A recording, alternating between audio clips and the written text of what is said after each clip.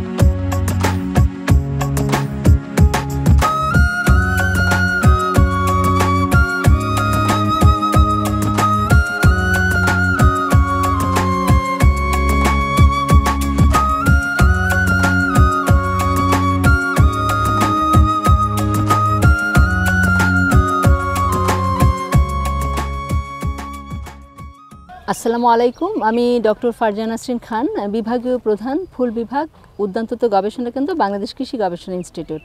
আমি কথা বলছি আমাদের ফুল বিভাগের মাঠ থেকে। এখানে আপনারা দেখতে পাচ্ছেন যে খুব সুন্দর কিছু ফুল, যা অ্যাস্ট্রার, তারপরে চেলোসিয়া এবং জিনিয়া, আরও কিছু ফুল আছে।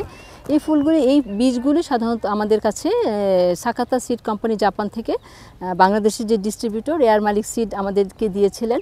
আসলে আমি এই ফুলগুলি সম্বন্ধে যদি বলতে চাই তাহলে বলতে হয় যে আমরা কিছুটা লেটে লাগিয়েছিলাম আসলে। তো এই লেটে লাগানোর পরও আমরা দেখছি যে এখন মার্চের আজকে 27 তারিখ, আপনারা দেখতে পাচ্ছেন যে এখানে আমার হাতে দুটো এস্টারের বাঞ্চ রয়েছে। সেই বাঞ্চগুলো আসলে আমি বলবো যে এদের পারফরমেন্স অত্যন্ত সুন্দর। লাস্ট 5-6 দিন আগে এখানে প্রচণ্ড শিলাবৃষ্টি হয়। সেই শিলাবৃষ্টিতে আমরা ভেবেছিলাম যে এই মাঠ হয়তো একদম শেষ হয়ে যাবে। আমি বলবো যে এত শিলাবৃষ্টির পরও যে এই সময়ে এই ফুলগুলি যে এত পারফরমেন্স ভালো, সেটা কিন্তু একজন বিজ্ঞানী হিসেবে আমি খুবই অবাক হয়ে যাচ্ছি। এবং এই ফুলটির বিশেষ করে আমি বলবো যে বাংলাদেশের আসপেক্টে যে আমি কিছু অ্যাস্টার দেখেছি মার্কেটে, সেই অ্যাস্টারগুলোর সাথে এই অ্যাস্টারের যে বেসিক পার্থক্যটা, সেটা আসলে ঠিক এখন এতটা পারফরমেন্স আমি বলবো যে যেহেতু বৃষ্টি এবং শিলাবৃষ্টি এগুলো পার করেছে, তো লাস্ট 10 দিন আগেও যদি আমি দেখাতাম যে এদের কালারগুলি খুবই একদম খুব ব্রাইট এবং ফুলের আকারও কিছুটা বড়। এবং সবচেয়ে যে বিষয়টা, একটি কাঠফ্লাওয়ারের যে সবচেয়ে গুরুত্বপূর্ণ বিষয় হচ্ছে যে এর স্টক লেন্থ। সেটাও কিন্তু আমরা দেখতে পাচ্ছি যে একটা কাঠফ্লাওয়ারের জন্য যে স্টক লেন্থটা, সেটাও কিন্তু এর জন্য একদম খুবই ভালো একটা স্টক লেন্থ রয়েছে। তো সেদিক থেকে কিন্তু আমরা বাংলাদেশের আসপেক্টে এই কাঠফ্লাওয়ারটাকে কিন্তু আমরা এই অ্যাস্টারটাকে কাঠফ্লাওয়ার হিসেবে খুব সহজেই চাষ করা সম্ভব। এবং আমি মনে করি যে এর পটেনশিয়াল খুব ভালো, এটা খুব পটেনশিয়ালটি রয়েছে।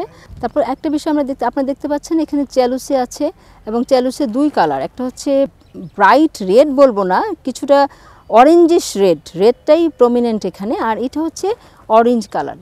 দুটো কালারই কিন্তু অত্যন্ত চমৎকার।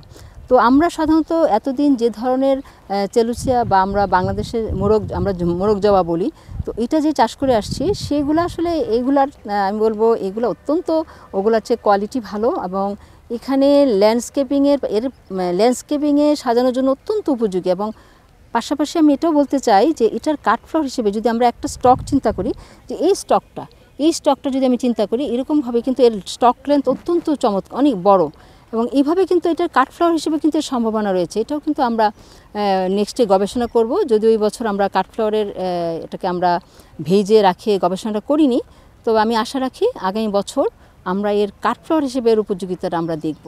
এবং সব দিক বিবেচনা করে আমি বলি যে এই সাকাতা সিড কোম্পানির যে সিড, যে এয়ার মালিক যেটা ডিস্ট্রিবিউট করছে বাংলাদেশে, সেটার সম্ভাবনাটা অত্যন্ত বেশি।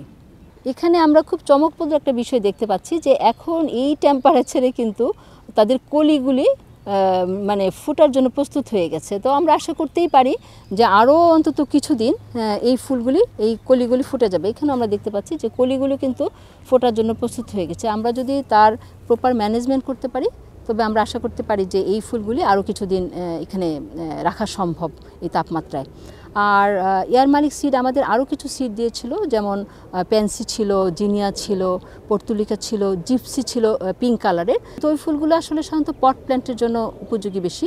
তো প্রত্যেকটা ফুলই কিন্তু পট প্ল্যান্ট, তারপরে আমরা যদি বেড তৈরি করার জন্য, ল্যান্ডস্কেপ বেড তৈরি করার জন্য খুবই ভালো পারফরমেন্স শো করেছে।